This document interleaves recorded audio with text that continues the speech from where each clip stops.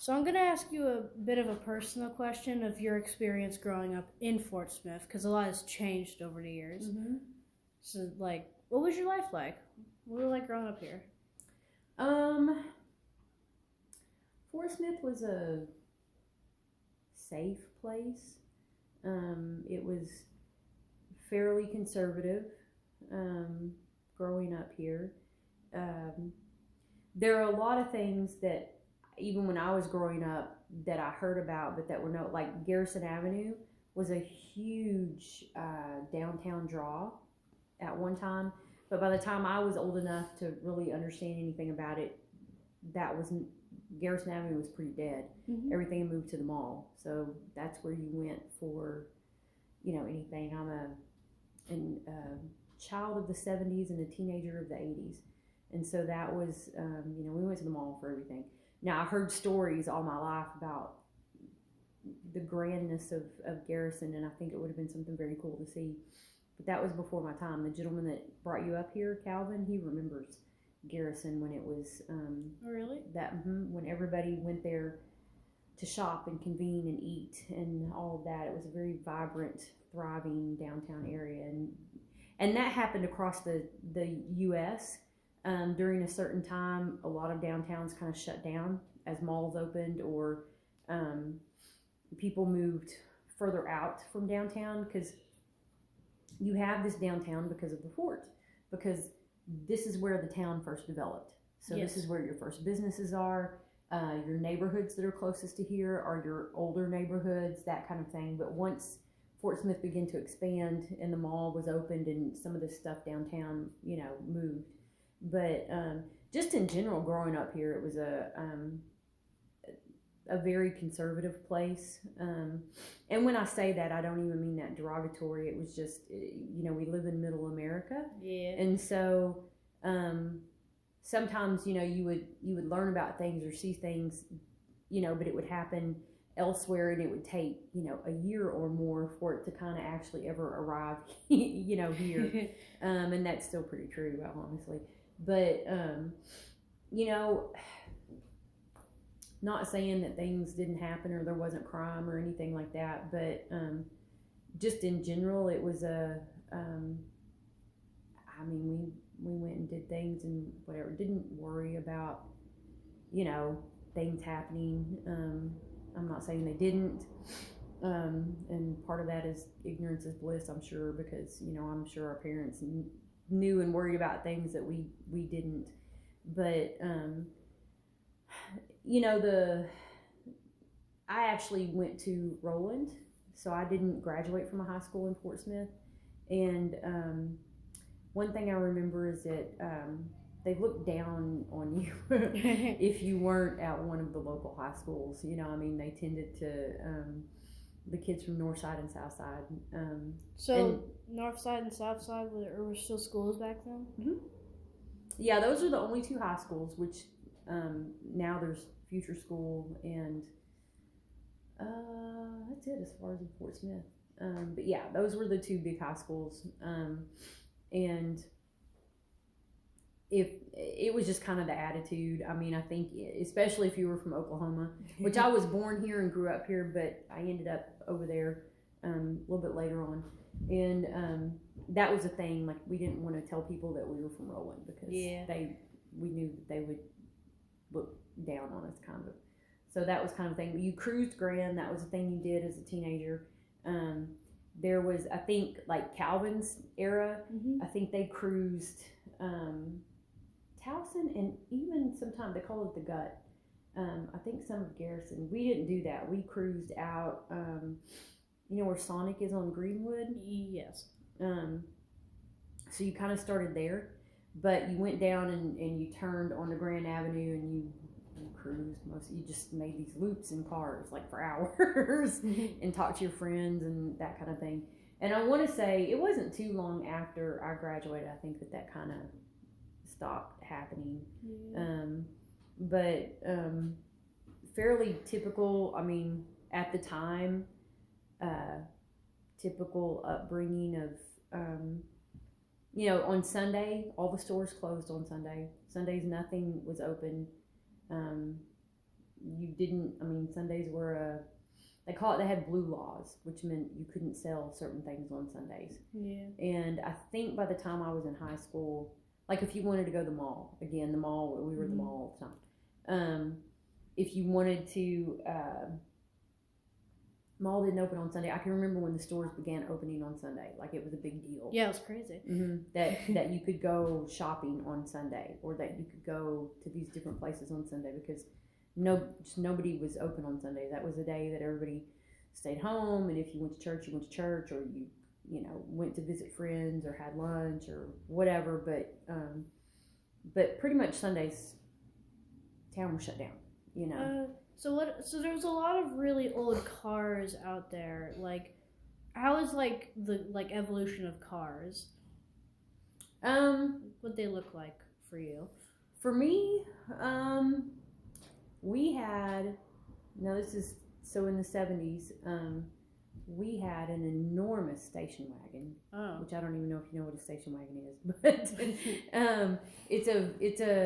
it's kind of what now they would call a 3-row seat, but the one car that we had, they're very heavy and they're very big, and so you had the front seat, you had a back seat, and then we had it was a third seat, but it faced the back window. Oh.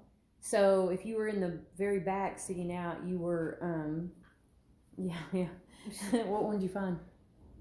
Yeah, something like that. All those are ours. It was a different color, but yes. And actually a little bit older than that, but that's and so the door swung open.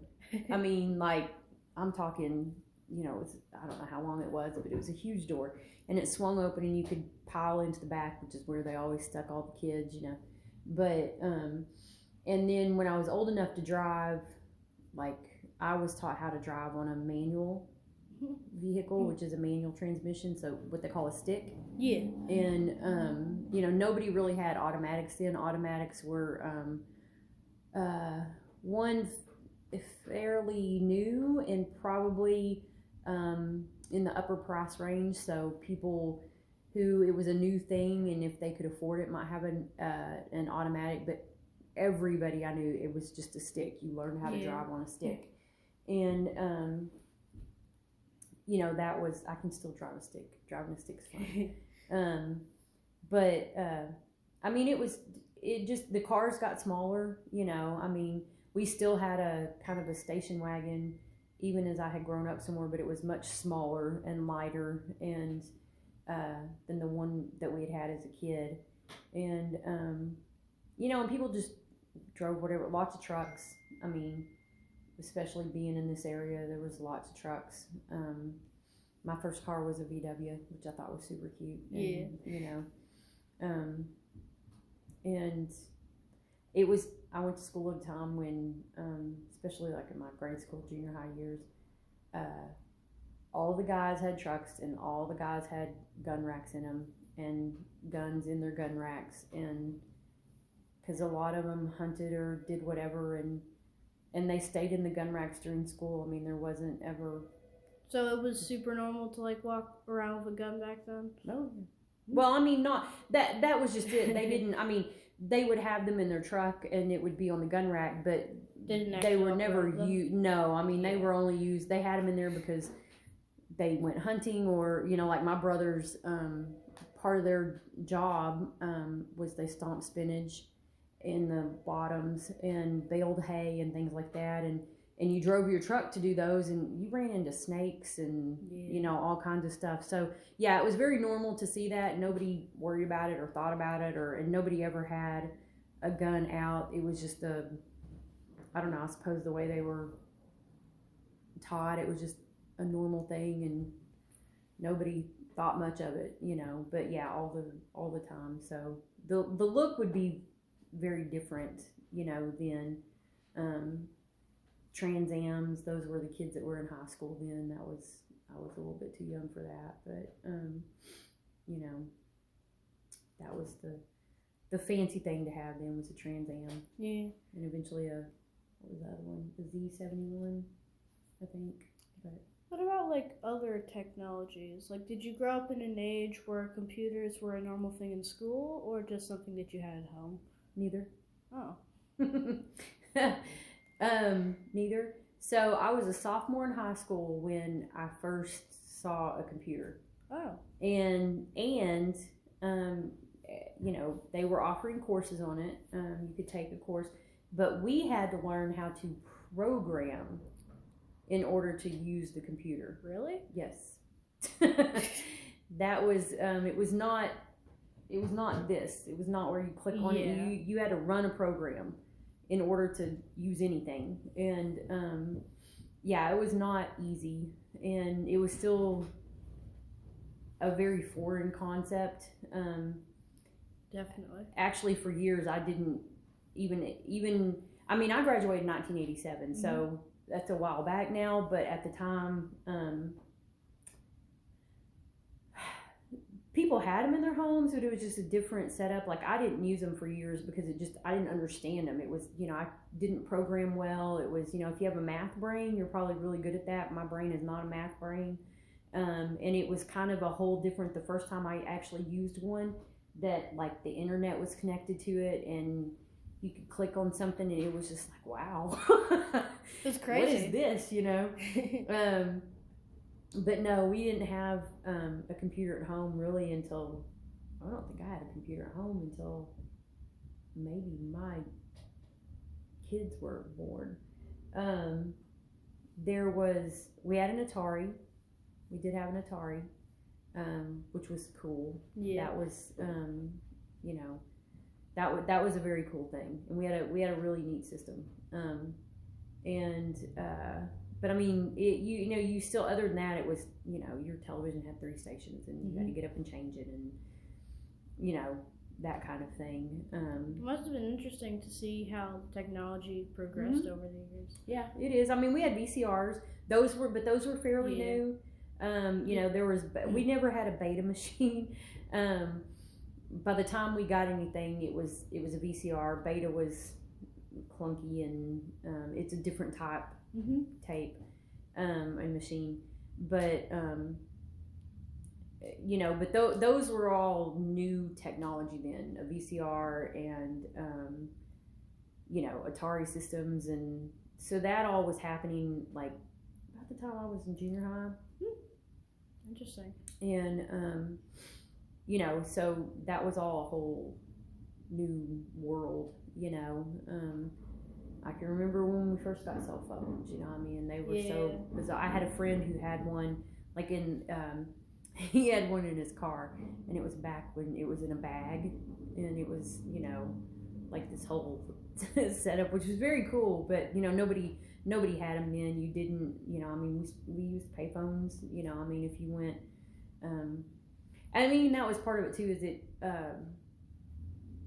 if you went and did something, your parents assumed that you got to wherever it was you were going. Yeah. Or if you didn't come home when you were supposed to, you know, they had a list of your friends' phone numbers, you know, their parents, and, you know, you just called wherever. You didn't, you know, know anything that was going on until, if you needed to call, you went to a payphone or, you know, something like that. It wasn't, you know, you'd disappear for hours on end doing whatever, and if you didn't show up and you were supposed to, then it was like, well, wonder where that kid is. But until then, they had no idea what we were doing, you know, that kind of thing.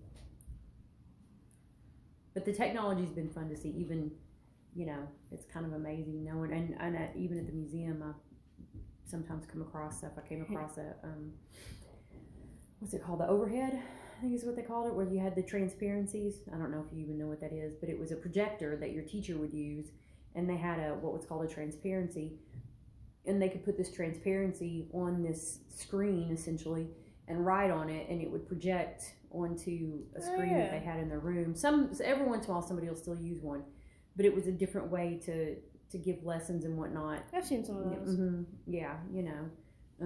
Now you would do a PowerPoint or, you know, whatever. So, yeah. Different world then.